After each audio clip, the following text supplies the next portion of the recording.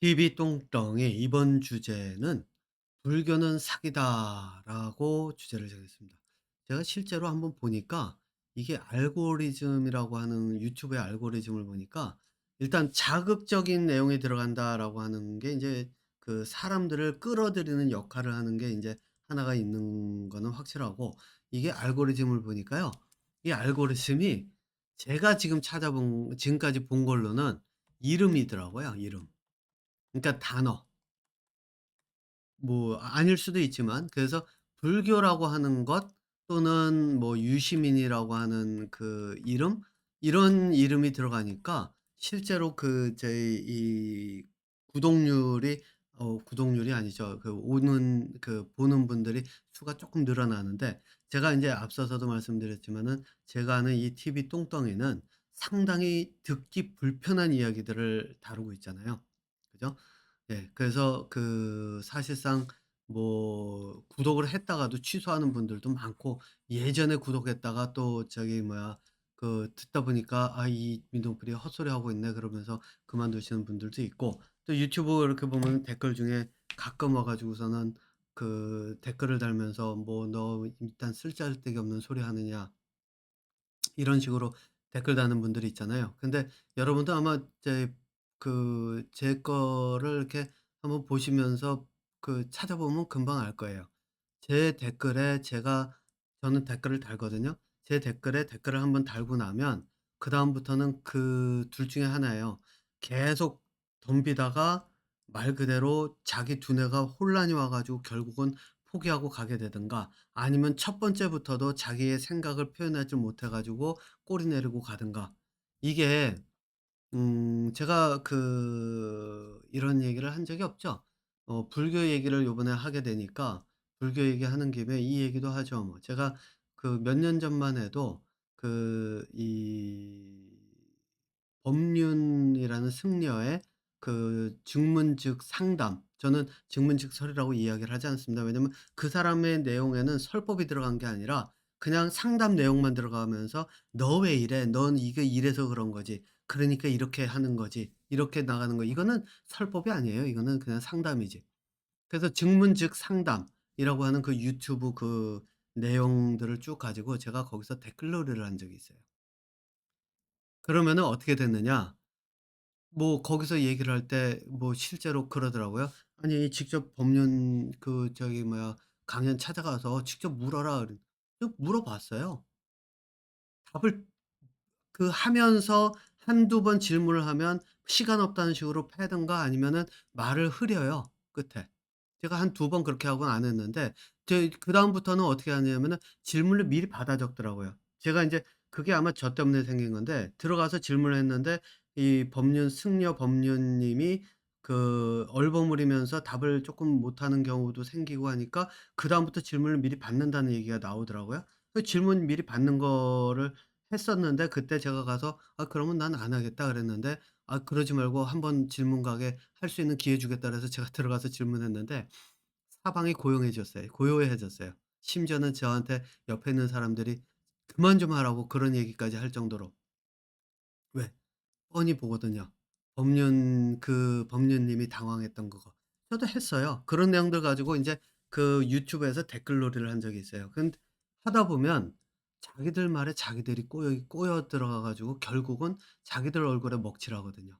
그래서 제가 심지어는 어떤 경우가 있었냐면, 제가 기억나는 거 딱 하나만 얘기하면 어떤 사람이 막 그러더라고요. 저를 인신공격을 하더라고요. "야 너 비디오 보니까 유튜브 보니까 너 얼굴에 검버섯에 뭐 다크서클에 뭐 이런 거 잔뜩 껴있고 너 그런 맑지 못한 그런 얼굴 가지고서" 막 그러면서 인신공격을 막 해대더라고요. 그래서 제가 밑에다 뭐라 썼는지 아세요?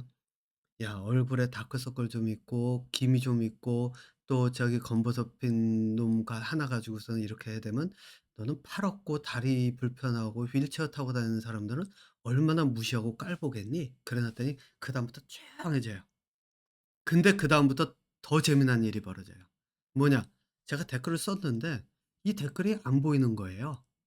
그래서 들어가서 봤어요. 어떻게 해 놨나, 이 관리자들이 제 댓글을 막기 시작했어요. 그래서 제가 그때는 또 저도 고집이 있어 가지고 그 댓글을 쫓아다니면서 계정을 바꿔 가지고 한 제가 구글 계정을 가지고 있던 게 한 5 개인가 6 개가 있었거든요. 그때 하도 이것저것 막 시도를 해 보고 있는 상황이라서 그 여러 개로 나눠 놓고 있는 상태였는데, 그것들을 다 써 가지고 들어가서 댓글 달고 나면 그 계정 맞고, 댓글 달고 나면 그 계정 맞고, 그러더니 지금 인제 제가 요즘 들어가서도 가끔 보거든요. 어떤 내용 하나 뭐 예전하고 차이도 없고, 인제 이 사람 저는 그 궁금한 게 법륜이라고 하는 이 승려가 얼마만큼 두뇌 발전을 이뤄 가는지가 궁금해 가지고 실제로 가 가지고 쭉 한 번씩 들어보는데, 댓글은 안 달아요. 안 다는 게 아니라 못 달아요 이제는. 제 계정을 다 써먹었기 때문에. 제가 한 2년 전인가 한번 테스트를 해 봤어요. 쪼끔 지났으니까 '이제는 좀 될래나?' 그랬는데 역시 안 되더라고요. 근데 가서 인제 제가 그 내용을 들으면서 뭐를 보냐면 댓글을 보거든요. 그 댓글을 보니까 찬양 일색이에요. 그 얘기는 뭐냐? 저 같은 사람들을 다 막았다는 얘기예요, 댓글을. 그래서 찬양 일색으로 만드는 거죠. 근데 저는 인제 그거를 뭐라고 보느냐, 실제로 사람들이 찬양 일색으로 바뀌기 시작하면 그때부터가 내리막으로 가는 길이거든요. 왜냐하면 지쳐요. 이게 항상 사람들이 도전이 있어야 그걸 찾아가면서 하면 그 속에서 다른 사람들을 보면서 '야 이걸 이렇게도 할 수 있구나.' 이런 것에서 재미도 느끼고 '아 이게 배울 게 있다.' 그런 것들을 이 무의식 중에서 따라가는데, 그렇게 찬양일색이 돼 버리잖아요. 그러면은 말 그대로 그 요즘 얘기 들어보니까 윤비어천가? 예. 윤석열 대통령을 위해서 찬양하는 그런 것, 결국은 탈이 났잖아요. 그것처럼 찬양 일색으로 가면 탈이 나는데 지금 거기는 그렇게 가더라고요. 어쨌든 인제 제가 오늘 "불교는 사기다." 이 제목으로 이야기를 할 건데, 아마 여러분들께서 얼핏 그 생각을 하실 거예요. '불교는 사기다. 아 말로만 그러고 실제로 사기가 아니라 뭐 이렇게 저렇게 얘기할 거 아닌가.'라고 얘기를 하실 예상을 하시는 분들이 좀 있을 거예요. 제가 왜냐면 그 제목들을 유튜브 제목들을 보니까 실제 거기에 써져 있는 것과 그 안에 내용이 들어가서 듣다 보면 이게 앞에 그런 그 이 저희 제목으로 아니면은 그 썸네일이라 그러나요? 저도 요즘 인제 그래서 썸네일을 한번 만들어 보려고 하는데, 이 썸네일이라고 하는 거를 거기에 나온 내용과 이게 차이가 나는데 '이 도대체 이걸 이런 식으로 해서 사람을 끌어모으는구나.' 그 생각이 들더라고요. 근데 저는 아닙니다. 저는 '불교는 사기다.' 제가 진짜로 하는 얘기는 '불교는 사기이기 때문에 사기라고 얘기를 하는 겁니다.'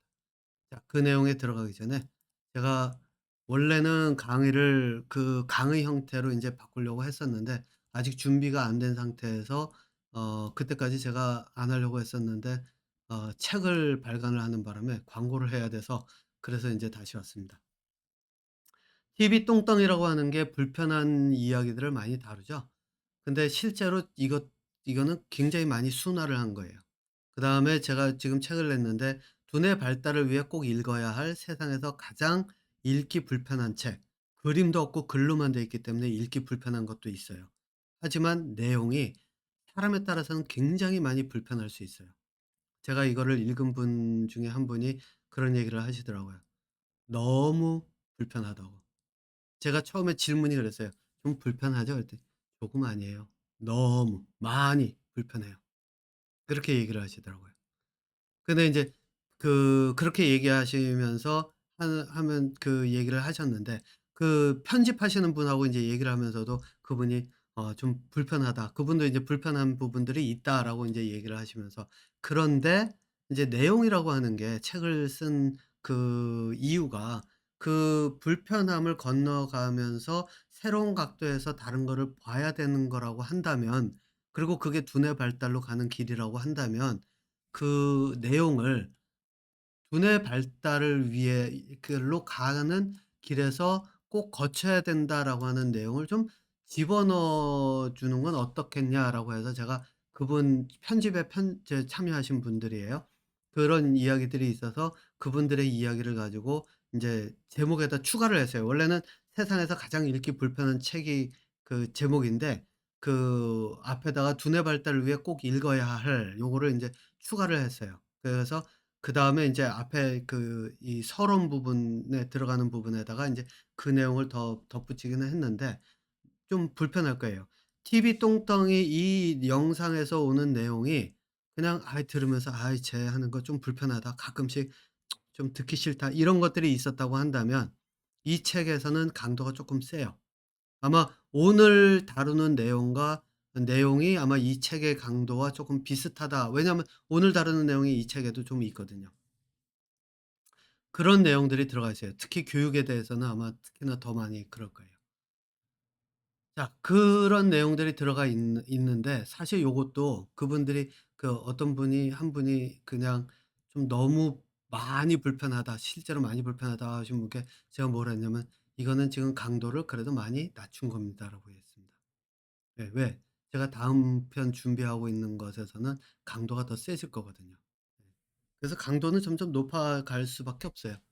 자, 어쨌든 이게 인제 지금 제가 여기다 교보문고에다 해 놨지만은 전자책을 판매하는 웬만한 온라인 서점에는 다 들어가 있습니다. 알라딘 뭐 예스24 또 뭐 해 가지고 여러 군데에 인제 다 들어가 있기 때문에 이 제목으로 해 보시면 될 거고, 이 한국은 사실 저같이 캐나다에 있으면서 한국 전화번호가 없으면 인증이 안 돼 가지고 전자 서점을 사실상 이용하기는 굉장히 어렵더라고요. 뭐 저는 불가능했어요. 제가 할 수가 없었기 때문에. 그래서 인제 전자책 서점을 했는데, 전자책 서점은 말 그대로 판매하는 사이트를 따로 만들어 놓은 거고, 여기는 인제 전자책에 대해서 간단하게 소개를 하는 거거든요. 그래서 밑에서부터 간단하게 보면 이 청춘을 돌려주는 혁신적인 뇌생각법, 요거는 따라가면 요거는 무료입니다. 짧은 버전이고, 실제 요거의 긴 버전이 치매를 예방하는 혁신적 뇌사용법, 요게 인제 요거보다 긴 버전으로 나간 거고, 그다음에 요거는 공동 저자로 한 거, 두뇌를 깨우는 학습의 비밀, 요것도 문다평 공동 저자고요. 요거는 인제 제가 혼자서 써 놓은 것들인데 책 가격은 인제 천차만별이죠. 예, 방법이 들어가면 좀 비싸져요.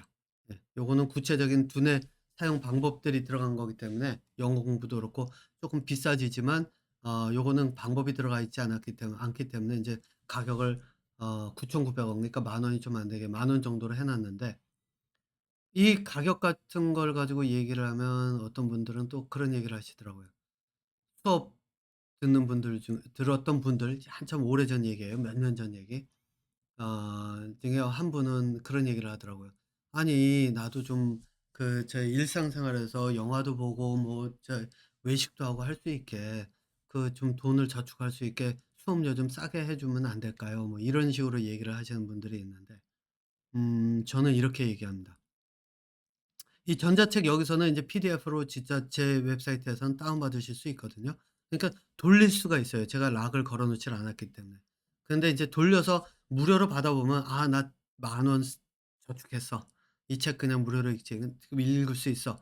이런 분들은 사실상 읽어도 그게 머릿속에 남지를 않을 거예요. 예. 큰 의미가 없을 거예요. 왜냐면 '공부를 하겠다.'라는 의지가 있는 분들은 실제로 사서 읽을 가능성이 더 클 거기 때문이라고 저는 생각을 하거든요. 거기다가 저는 이렇게 얘기합니다. 만 원 아껴서 요즘 맥도날드 햄버거도 거의 10 불이 넘어가는 것 같은데, 밀키트 하나만 하면 책 한 권이 맥도날드 밀키트 하나보다도 더 가치가 없나?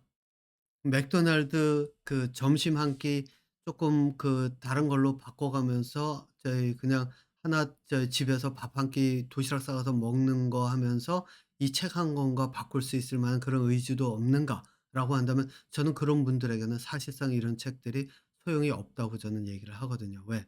이 책들은 읽어 보고 그걸 가지고 내가 생각하고 질문해 가면서 '야 민동필이가 이렇게 얘기했는데 얘는 뭘 근거로 얘기를 했지?' 그러면서 '야 얘가 얘기한 거 이 부분이 논리적으로 설명이 안 되는데?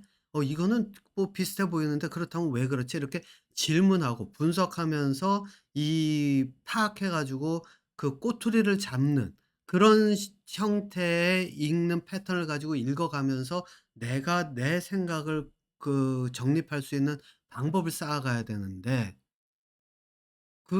맥도날드 버거 하나보다 그거 가격 아끼겠다고 읽는 분들은 그런 생각을 하면서 읽지 않을 가능성이 더 크거든요.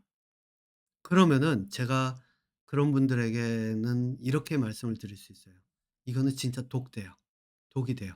왜냐하면 읽으면서 중간에 딱 읽고 가다가 탁 걸리는 부분이 있잖아요. 문제가 이게 머릿속에 계속 맴돌아요. 그런데 이게 그냥 단순히 맴도는 게 아니라 내 사고를 계속 건드려요. 그리고 가끔은 두려움도 느낄 수 있을 거예요, 실제로.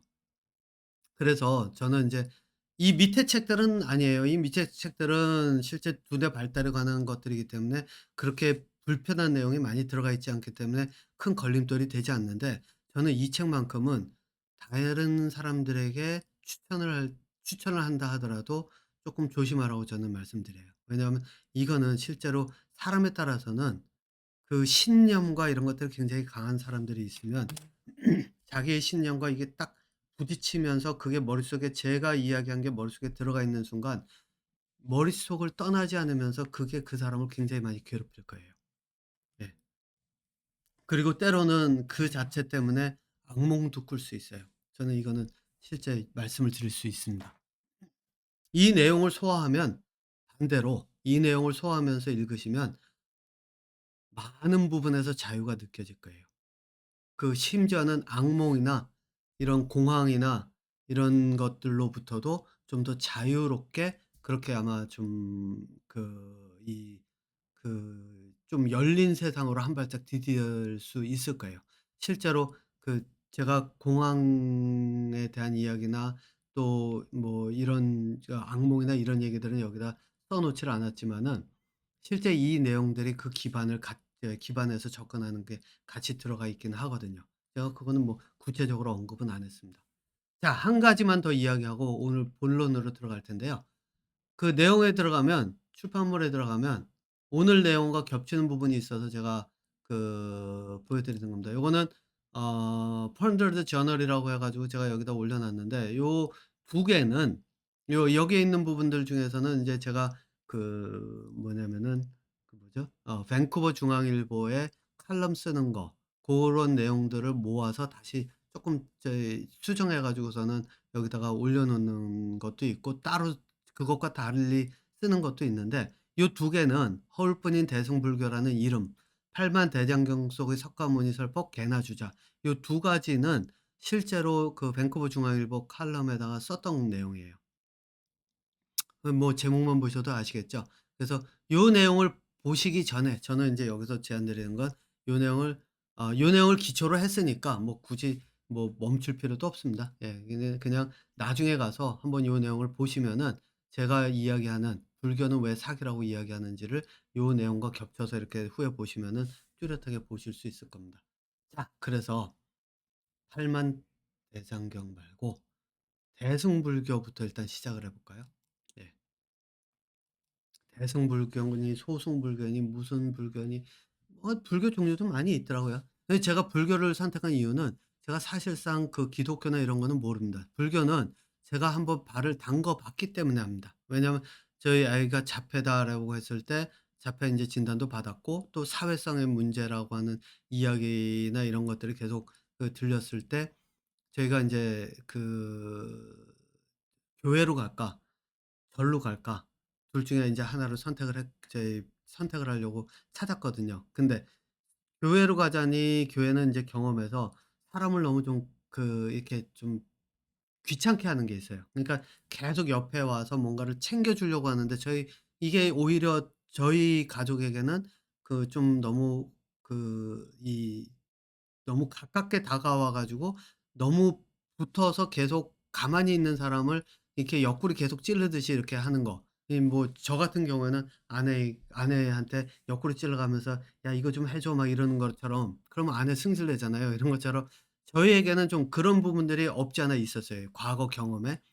그래서 인제 여기 밴쿠버 쪽에 절도 있고 하니까 그러면은 "절로 가자." 그래서 절에 가서 저는 실제로 가 가지고서는 어떻게 했냐면은 한번 절이라고 하는 곳에서 석가모니의 가르침이라고 게 뭔지를 공부를 해 보고 싶었어요.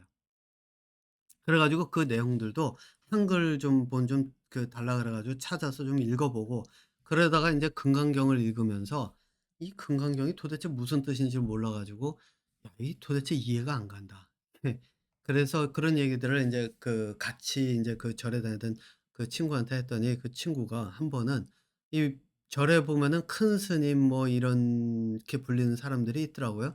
이 승려들 중에서 인제 그러니까 주지 이 위에 있는 그 뭐 그런 그 말 그대로 뭐 부모와 같은 역할을 하는 사람이라고 얘기를 하더라고요.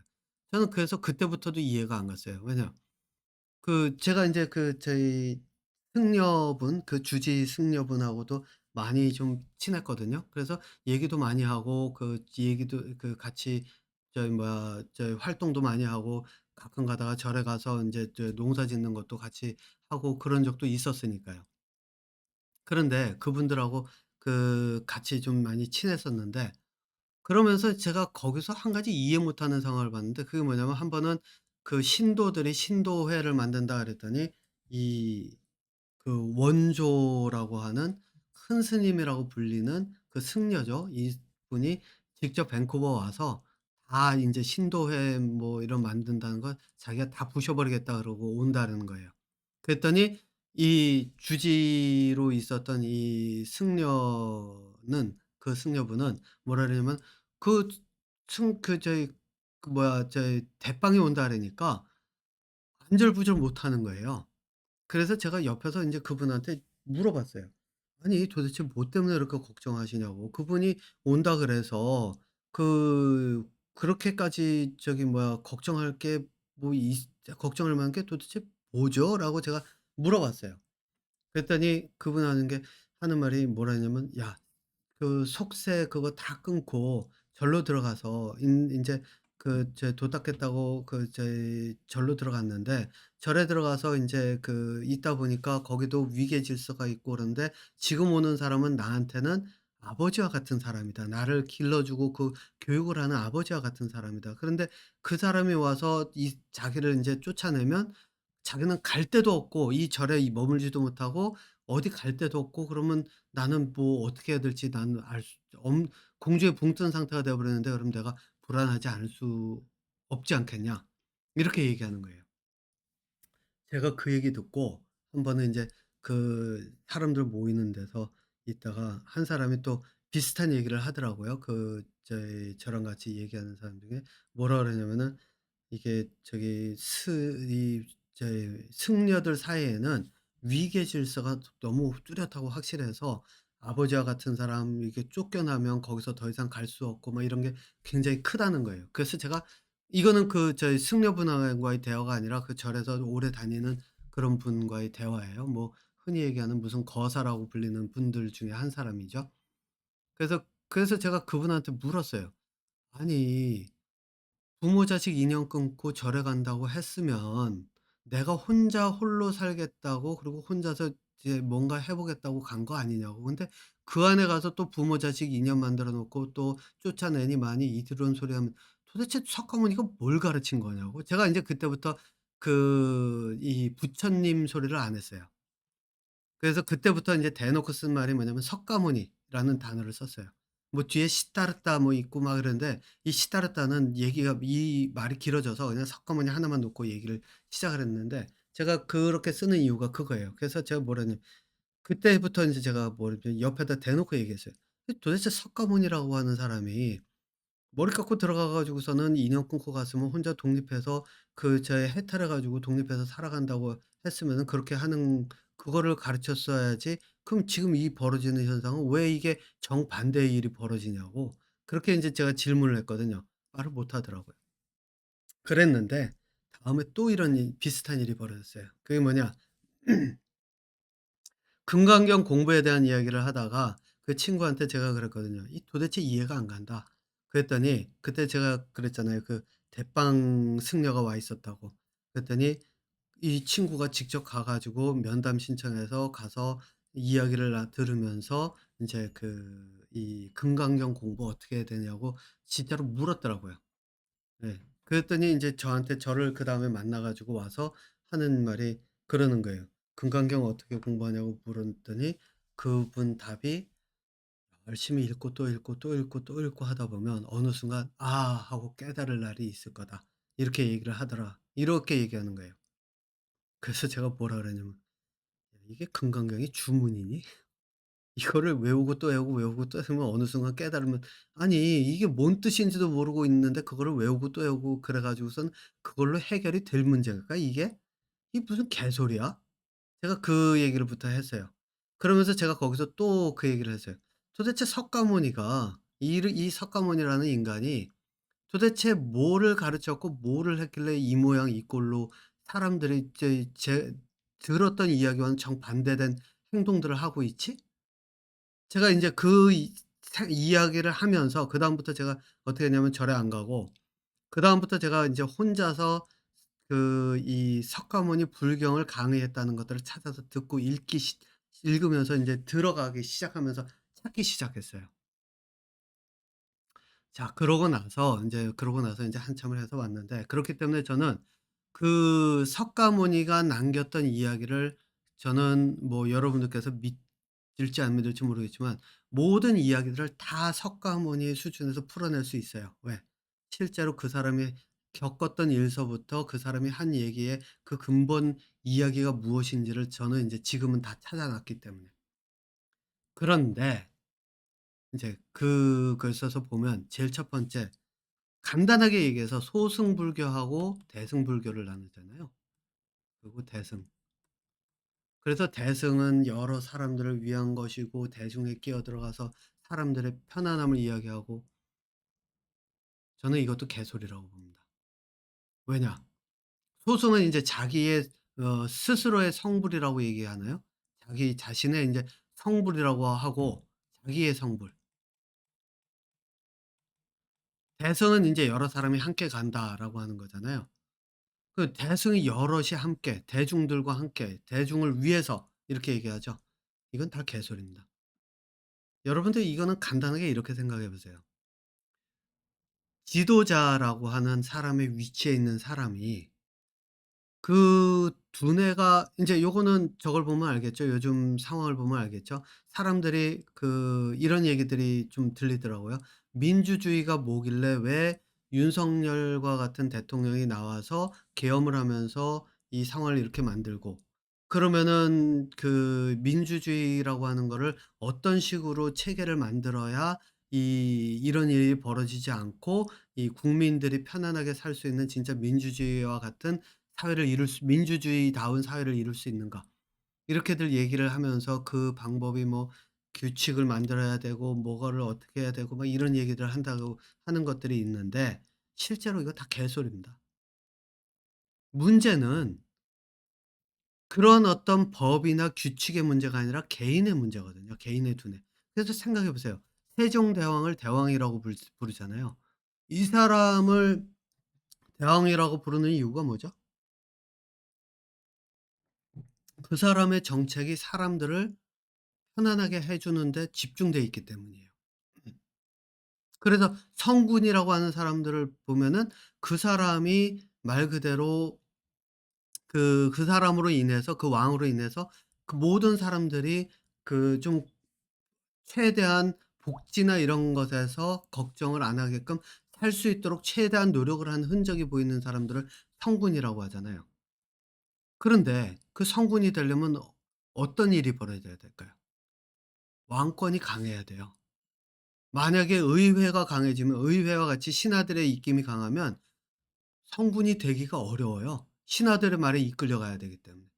또 반대로 뒤집어서 왕이 뭐 지금 그 연산군처럼 또는 윤석열 대통령처럼 저희 자기의 권력을 막 휘두르면서 나의 그런 어떤 이득을 찾으려고 한다라고 하면 그러면은 뻔히 보이죠. 예. 의회가 나서서 그거를 막을 수 있어야 돼요. 그러려고 하면 의회라고 하는 그 사람들도 권한이 제한이 돼서 서로 견제에 들어가면서 이거를 조절을 해야 돼요. 그러면은 의회는 또 정치를 직접적으로 할 수 없으니까 왕권을 눌러서 제껴야 돼요. 그러면 여기서는 왕은 또 더 열받으니까 뭐 대통령이 지금은 대통령이죠. 대통령은 더 열받으니까 이 의회와 싸우려고 그러고 결국은 싸움밖에 남지 않는 개판이 돼 버리는 거예요. 그죠? 그래서 이 사람들을 저는 인제 이렇게 얘기해요. 지도자의 자질을 볼 때 이 자질을 판단 이 자질을 엿볼 수 있는, 정확하게 볼 수는 없지만 엿볼 수 있는, 판단을 할 수 있는 그 근거가 하나가 있어요. 그게 뭐냐면 핑계를 어떻게 대는 거예요, 핑계를. 그래서 제가 요거는 오늘 있었던, 정치는 제가 잘 모르니까, 오늘 제가 아침에 제 운동하면서 뉴스를 잠깐 보다가 끝에 저거를 봤 누구죠?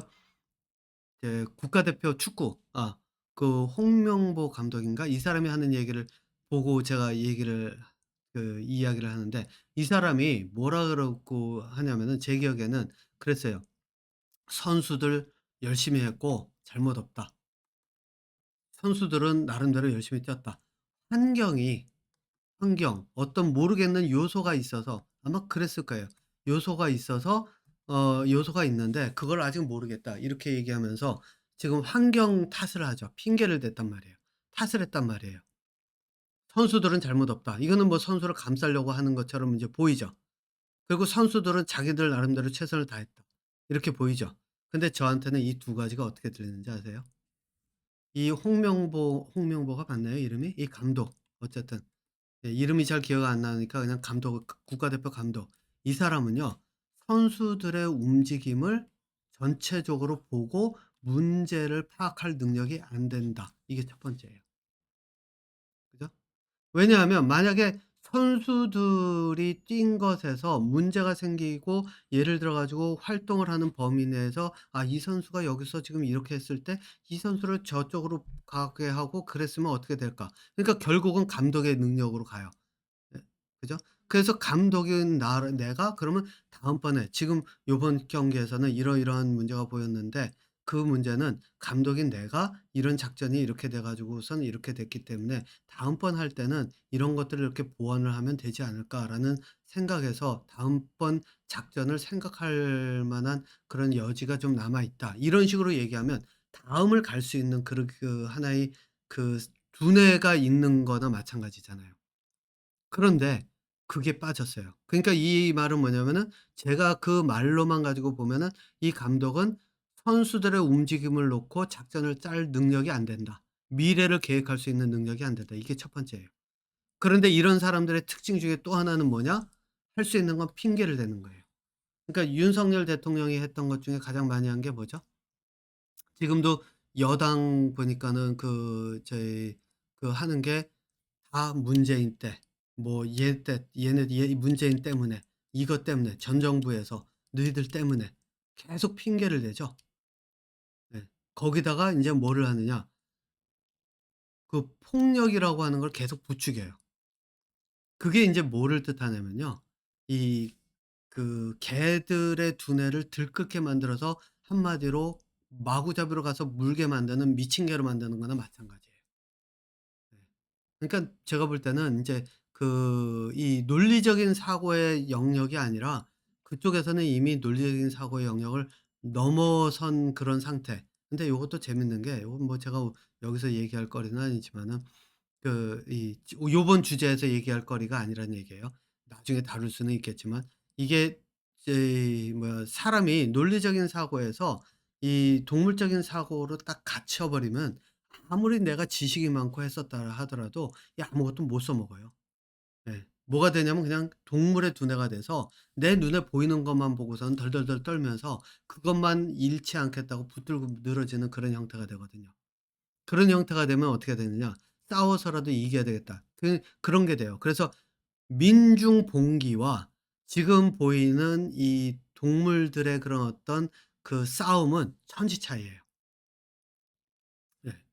그렇기 때문에 요 얘기는 제가 여기서 마무리 짓도록 할게요. 더 해 봐야 복잡해지니까. 어쨌든 제가 진짜 얘기하려고 하는 거는, 이제 지도자의 자질이 뭐냐면은, 지도자의 자질이 어떠냐에 따라서 그 밑에 있는 사람들의 삶의 어떤 질이 결정이 돼요. 자, 그 얘기는 뭐냐?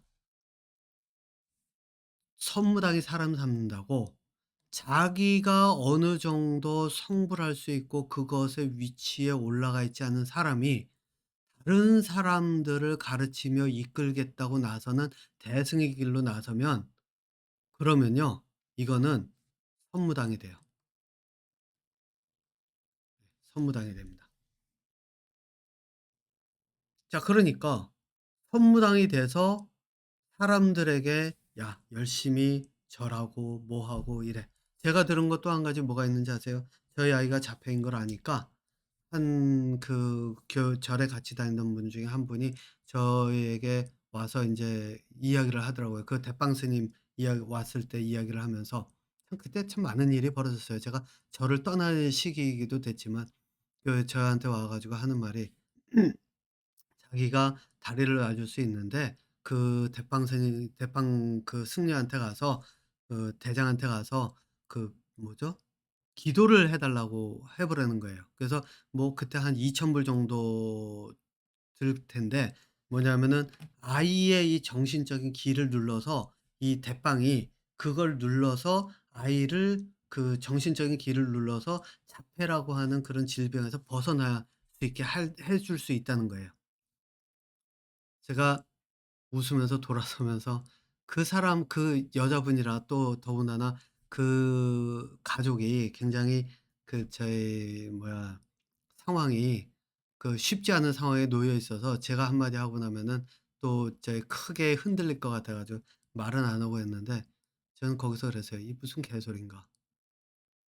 석가모니가 저는 들었을 때 제가 들은 그 석가모니의 역사를 봐 가지고는 석가모니가 누구를 막 치료하고 기적을 일으켜 가면서 너를 뭐 자폐를 낫게 해 주고 뭐 제 그 절름발이를 걷게 해 주고 뭐 이래 가면서 치료를 해 주고 얘기 못 들었거든요. 제가 들은 건 뭐죠? 제가 들었던 거는 뭐냐면은 이런 거예요. 그 뭐 제가 들었던 기억나는 것 중에 딱 하나는 자식이 죽었는데 그 아이 살리겠다고 사방을 둘러다니고 돌아다니면서 해 달라 그랬는데 결국은 석가모니 앞에 저희 딱 마주쳐 가지고 그 사람에게 살려 달라 그랬더니 석가모니에게 "그럼 돌아다니면서 어느 집이든 죽었다가 살아난 집에 있는 뭐를 하나를 얻어 와라. 그러면 내가 그걸 가지고 한번 살려 주겠다."는 식으로 얘기했더니 돌고 돌고 돌고 다니면서 결국은 죽은 사람 못 살아온다는 거 깨닫고 그때 가서 아이를 묻었다는 그런 얘기를 제가 들었는데 그게 석가모니의 접근법이잖아요. 그죠? 그런데 무슨 석가모니가 하지도 않았던 이야기하지도 않았던 기를 눌러가면서 너를 치료를 하고 네가 이거는요 진짜 개소리예요. 네. 그러면서 이 저희 그것들을 또 사람들은 '아 이 사람들이 이렇게 기도하고 하고 이 사람들이 힘으로 해 주고 막 이러니까 내가 힘을 얻어서 또 잘 돼 가지고 돈도 많이 벌 수 있고 그러면서 복이 들어오겠지.' 제가 불교를 사기라고 하는 이유가 이거예요. 자 그런데 "불교를 사기다."라고 이야기를 하는 이유가 여기서 오는데 그렇다고 해서 저는 뭐 이 승려들을 비난하려고 하는 건 아니에요. 왜? 그 사람들이 그렇게 됐는데도 이유가 있습니다. 어떤 이유가 있느냐? 제가 팔만대장경을 가지고 이야기를 해 볼게요. 팔만대장경. 이걸 만들 때 목판 인쇄인가 뭐 아무튼 그런 기술로서는 진짜 가치가 있고 역사적으로 가치가 있다고 알려져 있죠. 그 장인들. 그건 목판을 만든 사람들 그 장인들의 그 기술이고 하니까요. 그런데 이 대장경을 만들 때 나라를 구하기 위해서 했다 그랬죠? 네. 대장경이 나라를 구해 준다고. 구하기 위해서. 대장경이 무슨 나라를 구합니까? 석가모니가 그 저기 뭐야 자기 말을 하면서 "야 이 말이 나라를 구할 거야." 이런 식으로 얘기했다던가요. 제가 알기로는 제가 몇 가지 들어보지는 못했지만 석가모니는 자기가 태어난 그 동네를 뭐 국가라고는 얘기하지만 제가 볼 때는 옛날에 그게 어떤 국가의 형태가 아니라 뭐 부족 정도가 되지 않을까 싶은데 거기를 뭐 전쟁이 일으켜서 점령하러 온 사람들이 있었던데 그것도 막지 못 석가모니는 막지 못했다고 얘기 들었거든요. 아니 석가모니도 막지 못했는데 석가모니가 했다는 말을 뿐인 대장경 말을 그 새겨 넣었다는 대장경이 무슨 나라를 구해요. 이것도 사기예요. 허울 뿐이란 얘기예요. 그런데 이걸 가지고 사람들은 어떻게 하죠? 외우고 또 외우고 뭐 그 어떤 목판으로서의 가치나 이런 걸로서는 보존해 두면서 이게 그 당시에 어떻게 만들어졌을까를 연구할 수 있는 대상이 될 수는 있어도 이게 외우고 또 외우고 이러가면서 그 말을 가지고 석가모니는 자기 그 부족이 그 전쟁 등에 휩싸이는 것도 못 막았는데 이걸 가지고 무슨 힘을 팔만대장경에 무슨 힘이 있을 거라고 할 말이 없습니다. 예. 더 이상. 자 그런데 거기에는 이유가 있다고 제가 얘기했죠. 이유가 뭐냐? 팔만대장경은 석가모니가 한 이야기를 그 당시 그 자리에서 받아 적은 것도 아니고 제자가 제자들이 다 구전으로 외운 걸 후에 정리를 했잖아요. 기록을 하고.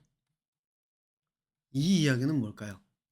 여러분들 이 생각해 보세요. 학교에서 수업을 딱 듣는데 한 그 교사 한 명이 있고 수업을 뭐 영어 수업이든 국어 수업이든 들었어요.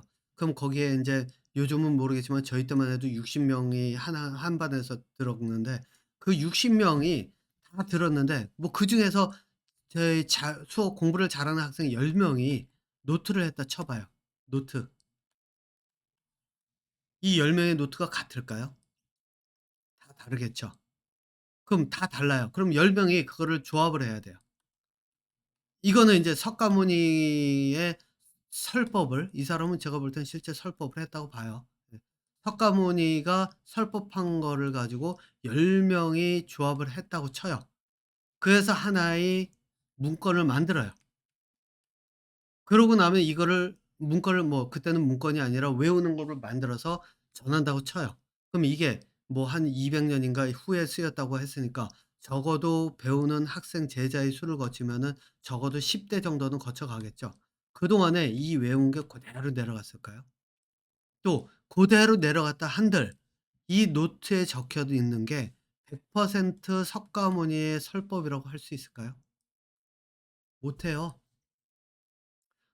학교에서 교사가 50분 수업했을 때 그 노트를 받아 적은 걸 가지고 정리한 거 가지고 조합을 해도 실제 그 50분 수업에 한 20% 30% 핵심만 적어내지 그 전체를 다 기록하지 못하죠, 요즘처럼 녹음기가 없는 이상. 그 얘기는 뭘까요? 이거는 정리본인데다가 정리본이라고 하는 거는 학생들이 받아 적는 학생들의 수준에서 받아 쓰는 거예요.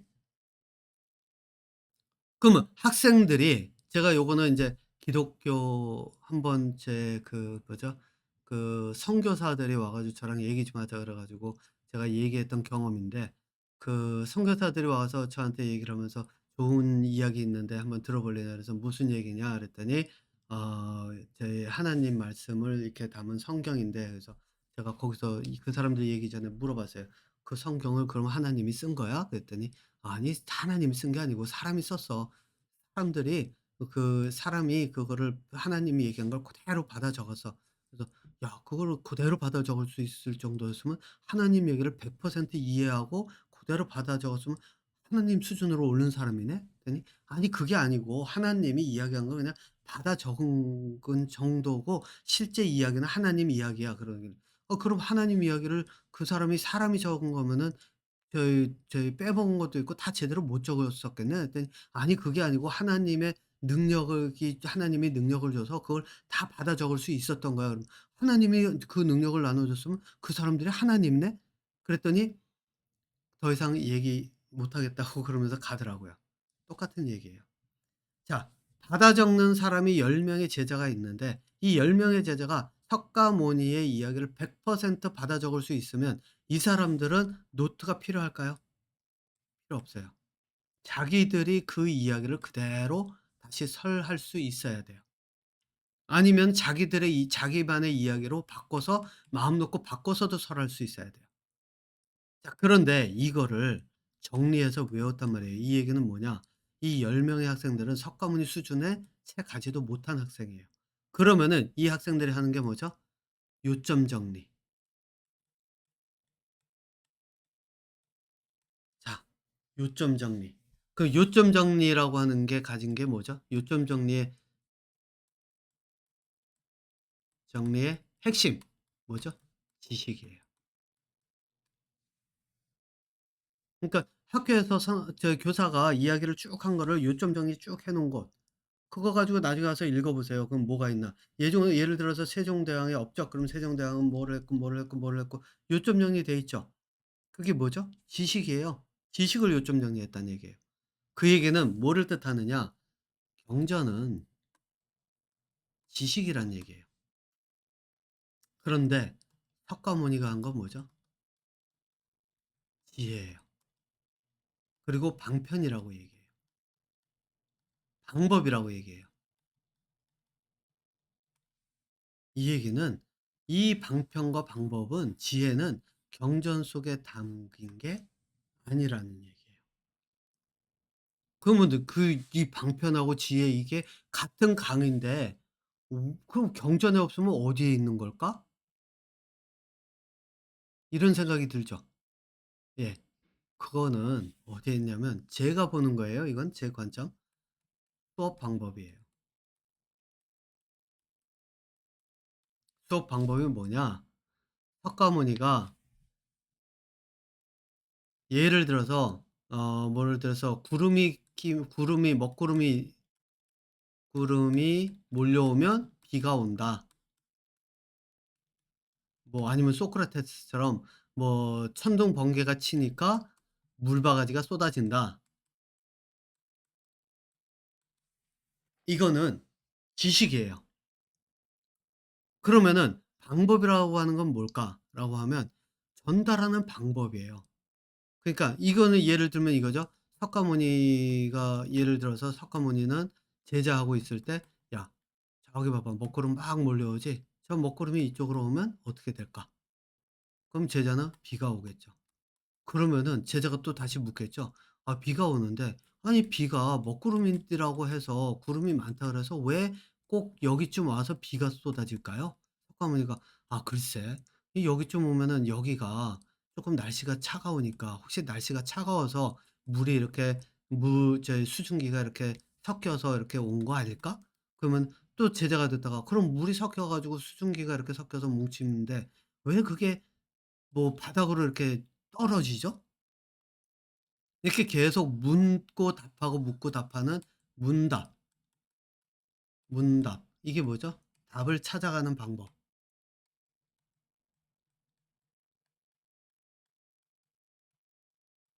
이거죠. 그래서 제가 볼 때는 석가모니의 수업 방법에 실제로 그 두뇌 발달 방법과 해탈의 그 비결이 들어가 있다고 저는 봐요. 요거를 엿볼 수 있는 게 딱 하나, 제가 아는 걸로는 딱 하나 있어요. 그게 뭐냐? 금강경. 네. 제가 예전에 금강경에 대한 이야기를 해 놓고, 금강경에 실제로 석가모니의 핵심 교육인 지혜를 찾아가고 방법을 찾는 비법이 담겨 있다. 제가 그 이야기를 한 적이 있었는데 그게 그거예요. 금강경을 보면 어떻죠? 계속 묻고 답하고 묻고 답하고 묻고 답하고 해요. 묻고 답하는 거, 석가모니가 이야기한 거 제자가 듣고 그걸 정리해서 이야기하면서 또 궁금한 거 만들어서 묻고, 계속 도전이에요. 그러니까 제자는 석가모니에게 도전을 하고 석가모니는 제자로 하여금 계속 "너가 새로운 걸 가지고 또 도전을 할 수 있게 해라." 그러면서 거기서 나오는 게 뭐 저기 뭐죠?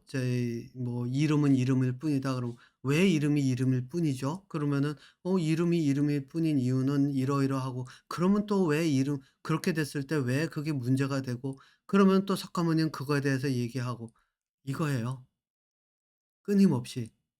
그리고 석가모니가 그렇게 할 수 있었던 이유는 뭘까? 그 사람은 말 그대로 해탈의 경지에 이르렀기 때문이죠.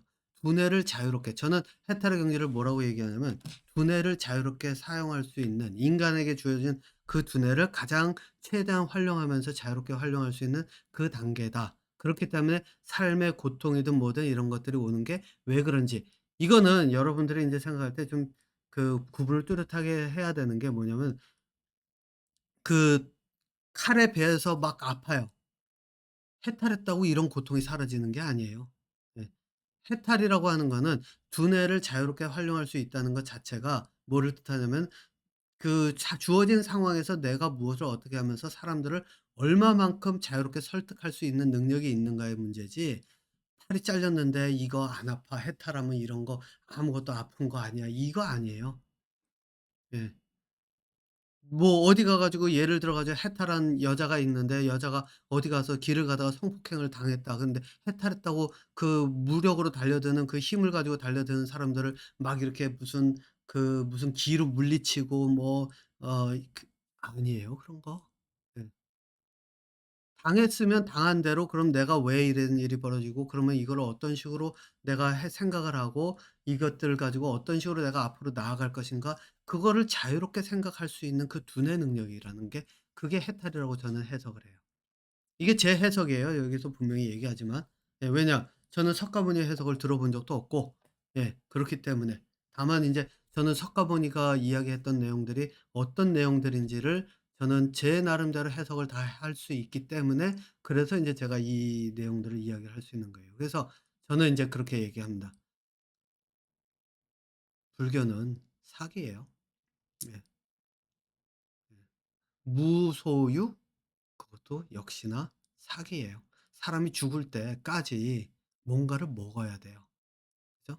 그리고 뱃속에 먹은 게 소화 안 된 상태로 죽으면 그 뱃속에 내가 밖에서 먹은 거 가지고 있는 거예요. 소유하는 거예요. 죽고 나서 옷 한번 걸쳐 있어도, 죽기 전에 그 뭐죠? 수의라도 뭐 이렇게 걸치고 있으면, 수의가 맞나요? 아무튼 그 옷이라도 하나 걸치고 내 몸 걸쳐져 있으면 죽어서 떠나는 순간에도 나는 이걸 가지고 있는 거죠. 네. 근데 이제 여러분도 아마 불교 하면은 무아에 대한 이야기, 내가 없다라고 이야기, 그 그것도 뭐 해석해 놓은 거 보면은 가관이더라고요. 예. 실제로 석가모니가 이야기했던 그런 무아나 이런 것과는 완전히 다른 그 삼천포로 빠져서 엉뚱한 해석을 하고 있다고 저는 보고 있습니다. 그래서 기존에 나와 있는 석가모니가 얘기했던 불교나 이런 거에 대한 거, 그리고 석가모니가 뭐 종교를 만들었다. 저는 석가모니는 제가 얘기한 것처럼 제가 해석하기로는 교육 기관을 만든 거예요. 문답을 통해서 방법을 전하고, 그걸 통해서 제자들이 그 방법을 익혀서 지식을 계속 그 방법을 사용해서 찾아가면서, 이 인과의 법칙을 마치 그 구슬, 진주 목걸이 만들 때 구슬을 실로 꿰듯이 꿰어가면서 연결해 가는 그 과정, 그 과정을 만들어가는 그 방법, 그거를 하는 교육을 한 거지. 저희 뭐야 기를 해서 눌러 가지고 치료를 하고, 뭐 기로써 뭐 이걸 이겨내 가고, 뭐 저희 돈을 복을 받아서 돈을 벌고, 저는 아니라고 봐요. 그래서 제가 보는 관점은 뭐냐? '불교는 사기다.' 그런데 인제 그 불교를 가지고 사람들이 먹고 사는 사람들이 많다라는 정도. 그리고 무소유도 사기예요. 네. 무소유의 진짜 의미는 다른 데 있거든요. 무와 내가 없다? 그것도 사기예요. 네. 그 진짜 무와, 지금까지 알려진 내용들은 그 진짜 무와의 의미도 따로 있어요. 공을 본다? 공이라는 게 무엇인가? 없다라고 하는 거 무엇인가? 지금까지 알려진 것, 그 모든 것들도 다 사기예요. 네. 뭐 언젠가 제가 이 이야기를 다시 뭐 또 하게 될지는 모르겠지만, 일단 이 내용은 여기서 마치고요. 다음번에 다른 주제로 찾아뵙도록 하겠습니다. 아마 앞으로는 불편한 강도가 조금씩 더 세질 거예요. 네. 자, 그럼 다음에는 아마 그 강의 형태가 될 텐데 또 찾아뵙도록 하겠습니다.